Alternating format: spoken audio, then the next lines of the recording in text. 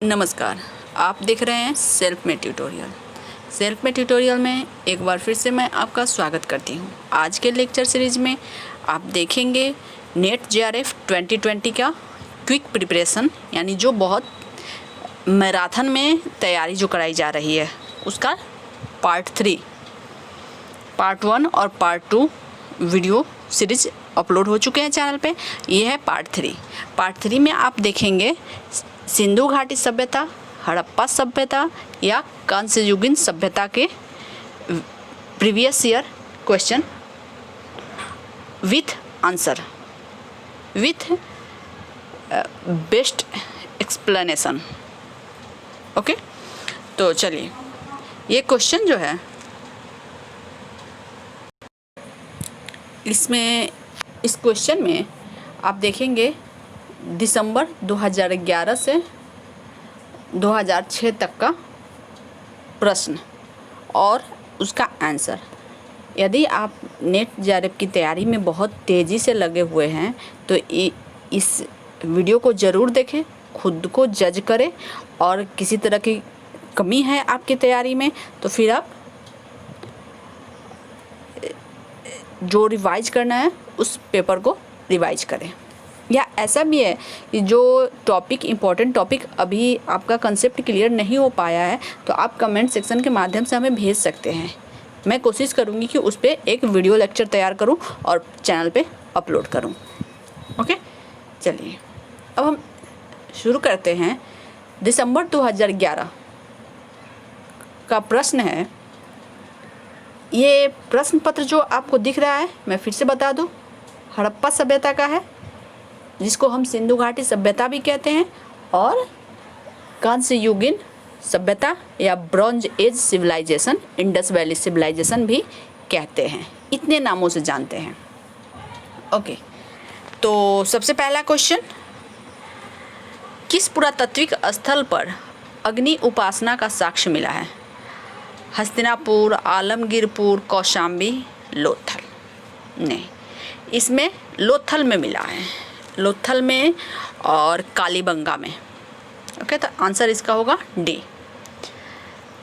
Question number 2 जो है, सिंधु घाटी के लोगों को किस खेल की जानकारी थी?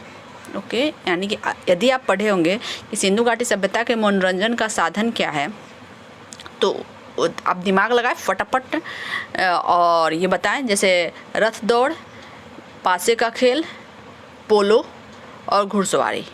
पोलो तो था नहीं, घुड़सवारी नहीं था, रथ दौड़ भी नहीं था, क्योंकि ये सब घोड़ा से ही संबंधित है। और आपको पता होगा कि आर्य जब आए भारत में, यानी वैदिक युग में, तब घोड़ा का प्रचलन शुरू हुआ था। तो इस हिसाब से हमारा आंसर क्या होगा? पासे का खेल। पासे का खेल तो आप ये चिर परिचित है कि पासे का खेल सिंधु घाटी सभ्यता में मनोरंजन का प्रमुख साधन था। ओके, तो इसका आंसर ये हो गया। अब क्वेश्चन नंबर 3, प्रारंभिक आर्य अधिवासी सिंधु नदी तथा इसकी उप नदियों द्वारा प्रतिध्वनित की जाने वाली 7 नदियों की जमीन पर आधिपत्य स्थापित करने में संलग्न रहे। विभिन्न आर्य जनजातियों के बीच संघर्ष दृष्टिगोचर होता है। ये बिल्कुल सही है, और कथन ए में जो लिखा हुआ वो भी सही है। इस कारण से आर्य जनजातियों के बीच संघर्ष देखने को मिला, इसीलिए 3 का आंसर ए सही है। ए और आर दोनों सही है, तथा आर ए की सही व्याख्या है। ओके, अब हम आगे बढ़ते हुए जाते हैं क्वेश्चन नंबर 4 पे। क्वेश्चन नंबर 4 जो है, ये जून 2011 का है। निम्नलिखित पुरातात्विक स्थलों में कहाँ पर जल भंडार का साक्ष्य पाया जाता है? कालीबंगा, बनावली, चन्हुदड़ो।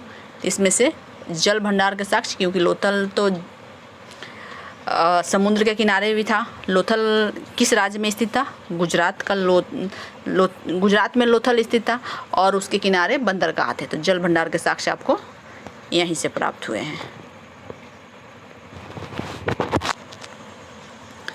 ओके, लोथल इसका आंसर होगा। क्वेश्चन नंबर 5, इसमें मिलान करना है। सूची 1 और 2 में एक तरफ नदी लिखा हुआ है, एक तरफ शहर लिखा हुआ है। चलिए, अगर आप तैयारी किए होंगे तो फटाफट बोलते जाइए और जल्दी से आंसर आप चूज कीजिए। जैसे ए सिंधु, सिंधु नदी के किनारे कौन सा शहर बसा हुआ है? मोहनजोदड़ो।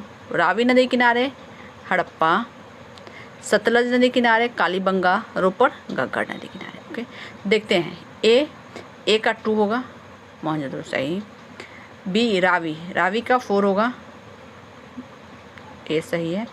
सी का 1 होगा, घग्गर कालीबंगा, सॉरी घग्गर नदी किनारे कालीबंगा स्थित है, 1। और डी सतलज नदी किनारे रोपड़ स्थित है, 3। तो इसका आंसर होगा ए। ओके, अब हम आगे बढ़ते हैं। क्वेश्चन नंबर 6, इसमें भी मिलान करना है। कार्नेलियन वीड, कार्नेलियन वीड होता क्या है? आपको मैं बता दूं, कार्नेलियन वीड उसको कहते हैं जो मन का, हिंदी में उसको कहते हैं क्या? मन का। आप बच्चों को देखते होंगे, जब बच्चे छोटे होते हैं एकदम से छोटे, तो उन्हें एक कमरबंद पहनाई जाती है, रेशम के धागे के बने होते हैं, तो उसमें मोती वगैरह लगे होते हैं। तो उसमें आप देखते होंगे बच्चों के कमरबंद में मोती की तरह नहीं, एक ब्लैक कलर का पत्थर पहनाया जाता है, चौकोर टाइप में होता है और ब्लैक कलर का होता है, तो उसको कहते हैं मनका, या मनका कहिए या कार्नेलियन बीड कहिए। तो वो कहाँ पाया जाता है कार्नेलियन बीड? हड़प्पा में। ओके, ताम्र कहाँ पाया जाता है? राजस्थान, खेतड़ी, राजस्थान का एक जगह है खेतड़ी, वहाँ तांबे का खान है, तो तांबा राजस्थान में। आरिकामेडू, आरिकामेडू क्या है? दक्षिण का एक बंदरगाह है, तो सी का 2 हो जाएगा। ताम्रलिप्ति कहाँ स्थित है? जगह नाम है, ऐसे भी कहा जाता है कि बंगाल का प्राचीन नाम ताम्रलिप्ति ही था, तो ये डी का 1। आंसर इसका कौन सा होगा? आंसर हो जाएगा 4। ओके, और मैंने पहले वीडियो में जो आपको एक ट्रिक बताया था, वो ट्रिक आप ज़रूर लगाएं। इससे क्या होगा कि 1-2 पर ही यदि आप कंफर्म है तब भी आप क्वेश्चन को सही कर सकते हैं। ओके, अब फिर से हम आगे बढ़ते हैं। 6ठा नंबर क्वेश्चन हो गया। अब हम देखेंगे क्वेश्चन नंबर 7। ओके, 7 में हो गया, इसमें भी मिलान करना है। इसमें भी जगह का नाम है, सिंधु घाटी सभ्यता के जगहों का नाम और नदियों का नाम। मोहनजोदड़ो, रोपड़, बनावली, हड़प्पा। मोहनजोदड़ो किस नदी किनारे? सिंधु नदी किनारे, ए का 4। रोपड़ रावी नदी के किनारे, बनावली घग्गर, हड़प्पा सॉरी रोपड़ कहाँ है? सतलज नदी किनारे, हड़प्पा रावी नदी किनारे। आंसर कितना होगा? डी। ओके, और फिर हम आगे बढ़ते हुए आते हैं क्वेश्चन नंबर 8 पे। ऋग्वैदिक काल में समाज पशुपालक था, आजीविका की पद्धति का प्रमुख आधार पशुपालन था। ये सही है कि आजीविका यानी कि उनके जीविकोपार्जन का साधन पशु ही थे, तो इसके लिए पूरे समाज पशुओं का पालन करते थे, इसीलिए उसके समाज को पशुपालक कहा गया है। यानी कि ए सही है, और आर जो है उसकी सही व्याख्या करता है, कारण बताता है कि आखिर में वो पशुपालक क्यों थे, तो व्याख्या सही करता है, तो इसीलिए आंसर होगा ए। 8 का ए आंसर होगा। ठीक है, अब क्वेश्चन नंबर 9। क्वेश्चन नंबर 9 में हो जाएगा, हड़प्पा सभ्यता का विकास ताम्र औजारों के प्रयोग के कारण हुआ। अब कारण क्या है? इसने लोगों को उपलब्ध प्राकृतिक संसाधनों के प्रयोग में मदद की, तो इसका आंसर होगा बी। ए और आर दोनों सही है, आर सही व्याख्या नहीं है। ओके, तो क्वेश्चन नंबर ये 9 था। अब हम आगे बढ़ते हैं। बेहतर, आप यहाँ पर देख सकते हैं, हड़प्पा सभ्यता का विकास ताम्र औजारों के प्रयोग के कारण हुआ। आर में दिया हुआ है, 9 नंबर में देख रही हूँ। इसने लोगों को उपलब्ध प्राकृतिक संसाधनों के बेहतर, यहाँ आधा थोड़ा छिप गया है, तो बेहतर प्रयोग में मदद की थी। आंसर होगा 9 बी। क्वेश्चन नंबर 10, ये जून 2009 का है। निम्नलिखित में से किसका संबंध नव नगरीकरण से नहीं है? नौ मतलब नया नगरीकरण हुआ, तो इसमें नगर योजना था। नव नगरीकरण किसको कहते हैं? फर्स्ट नव नगरीकरण सिंधु घाटी सभ्यता को कहते हैं, और सेकंड जब लौह युग आया था, मगध साम्राज्य का उदय हुआ था, उसको कहते हैं द्वितीय नगरीकरण। ओके, तो किसका संबंध नौ नगरीकरण से नहीं है? तो नगर योजना था, गढ़ी थी, सुरक्षा दीवार था, सिक्के नहीं थे। इसका आंसर होगा डी, सिक्के नहीं थे। क्वेश्चन नंबर 9 दिसंबर 2008 में ये पूछा गया है क्वेश्चन। इसमें निम्नलिखित में कौन हड़प्पा सभ्यता को दर्शाता है? तो इसमें मालवा संस्कृति, महासमीय संस्कृति, गंधार संस्कृति, ये सब संस्कृतियां हैं ताम्रपाषाण युगीन सभ्यता के संस्कृति है। ये दर्शाता कौन है हड़प्पा सभ्यता? सोठी संस्कृति। ओके, अब हम आगे बढ़ते हैं। जून 2008 का क्वेश्चन नंबर 12, भारत में प्रथम शहरीकरण का 3री शताब्दी ईसा पूर्व के अंत में पतन हुआ। यह मूलभूत रूप से जलवायु संबंधी स्थितीय परिवर्तन की वजह से हुआ। क्या यह सही है? 12 नंबर। तो इसका देखते हैं डिस्क्रिप्शन क्या दिया हुआ है।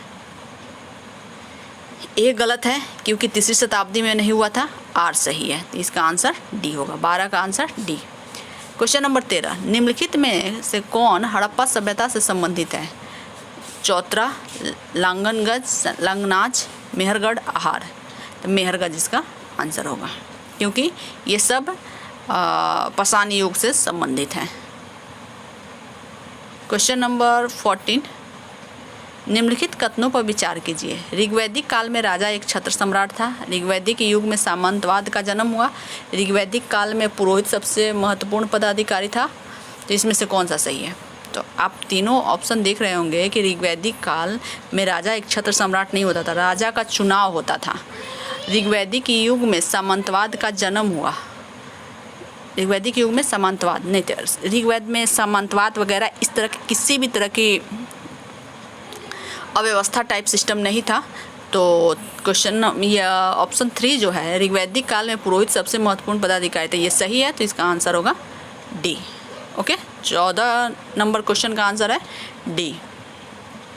अब हम देखेंगे जून 2007 का क्वेश्चन नंबर है 15। इसमें सुमेलित करना है।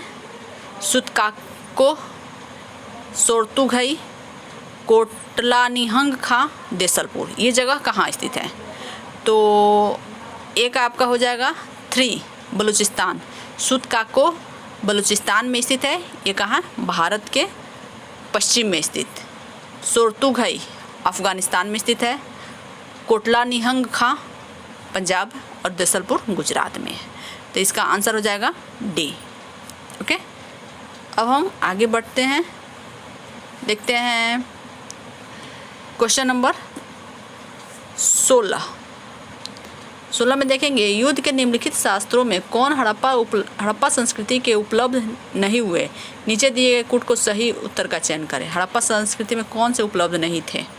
धनुष बाण, तलवार, ढाल, शिरास्त्रान। तो इसमें 2, 3, 4 धनुष बाण तो थे और ये 3 तलवार, ढाल और शिरास्त्रान नहीं थे। तो आंसर इसका होगा D. Okay, question number 17, Harappa संस्कृति के किस स्थल से एक विशाल द्वार, वृत्ताकार स्तंभ आदि के रूप में पाषाण स्थापत्य के उदाहरण प्राप्त हुए हैं? विशाल द्वार और पाषाण स्थापत्य के उदाहरण, ये जगह जो है धौलावीरा से प्राप्त हुआ है क्योंकि धौलावीरा अभी भारत में है और इसके स्वतंत्रता के बाद कुछ ऐसे साक्ष्य धौलावीरा से जो बृहत्काय, ये क्या कहते हैं उसको,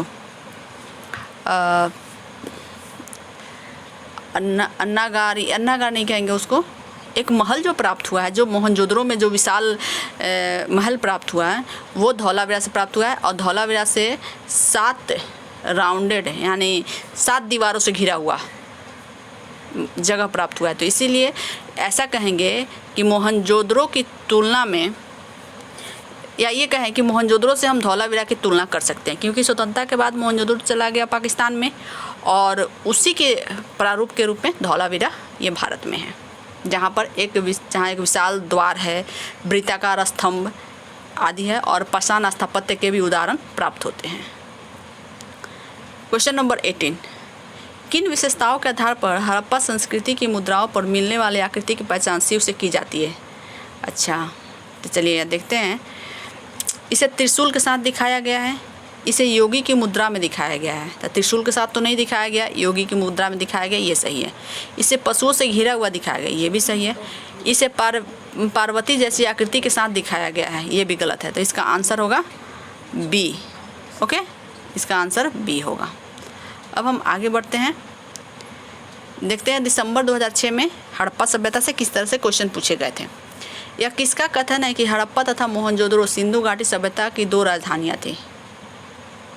राजधानियाँ नहीं थी। यह किसका कथन है? हड़प्पा तथा मोहनजोदड़ो सिंधु घाटी सभ्यता की 2 राजधानियाँ नहीं थी। तो जॉन मार्शल का, क्योंकि FR ऑलचिन, RD बनर्जी, दयाराम साहनी ने इसमें सहमति जताई है। और हड़प्पा और मोहनजोदड़ो सिंधु घाटी सभ्यता की 2 राजधानियाँ थी, इसे कहा किसने है? पिगट सर ने। पिगट सर ने कहा था कि 2 राजधानियाँ थी। और किसने नहीं कहा था? जॉन मार्शल ने। जॉन मार्शल ने कहा था कि ये नहीं है, 2 राजधानियाँ नहीं थी। हड़प्पा संस्कृति का दक्षिणेतर स्थल दायमाबाद। दक्षिणेतर यानी कि यदि हड़प्पा सभ्यता के आप कहेंगे चौहद्दी के बारे में, तो सबसे पहले ये तो जैसे चौहद्दी, तो ये हुआ उत्तर। तो उत्तर में क्या है? मांदा जिला, किस कश्मीर का मांदा जिला उत्तर। दक्षिण में है दायमाबाद, ये जो दिख रहा है दक्षिण में दायमाबाद, और पश्चिम में सुतकांगेडोर, और पूरब में उत्तर प्रदेश के आलमगीरपुर के मेरठ, आलमगीरपुर, मेरठ जिला के आलमगीरपुर, ये जगह दक्षिण में है। ओके, तो हमने चौहद्दी बता दिया, लेकिन जो क्वेश्चन पूछ रहा है कि दक्षिणेतर स्थल कौन सा है? दायमाबाद। तो ये तो रहा संक्षेप में ही है, लेकिन आप इसके माध्यम से ये देख सकते हैं कि नेट JRF में किस तरह के क्वेश्चन हड़प्पा सभ्यता से पूछे जाते हैं। यदि आप ये कहें कि डीप नॉलेज आपके पास नहीं है और आप संक्षिप्त में अगर इसका अध्ययन करते हैं तो फिर आप क्लियर नहीं कर सकते हैं। बहुत डीप पढ़िए, क्योंकि बटरिंग पढ़ाई से काम नहीं चलने वाला है। ओके, और इस तरह से क्वेश्चन देख के आप सॉल्व कीजिए और ख़ुद को जज कीजिए कि आप आपकी तैयारी कैसी है। और यदि वीडियो आपको अच्छा लग रहा हो तो वीडियो को लाइक करें, अपने दोस्तों को भी ज़्यादा से ज़्यादा शेयर करें, और साथ ही यदि आपने मेरे चैनल को सब्सक्राइब नहीं किया जल्द से जल्द सब्सक्राइब कर ले, कि बहुत जल्द हम नेट से के इम्पॉर्टेंट टॉपिक के साथ आएंगे। और आप तो ये सुन के बोर हो गए होंगे कि हाँ मैं कह रही हूँ कि इम्पॉर्टेंट टॉपिक के साथ हम लोग आने वाले हैं, लेकिन मैं पहले एक क्वेश्चन जो विगत वर्षों का है जिससे आप पैटर्न समझ में आए, आप समझ ले, पहले मैं इसको कर दूँ, उसके बाद से मैं कुछ मतलब 10 पार्ट 10 भाग 10 तक मैं कुछ बना दूँ, उसके बाद से मैं कुछ इम्पॉर्टेंट टॉपिक लेकर आऊँगी। ओके, तो इतना आप लोग वीडियो को देखें, लाइक किए और इतना साथ निभा रहे, इसके लिए आपको बहुत बहुत धन्यवाद।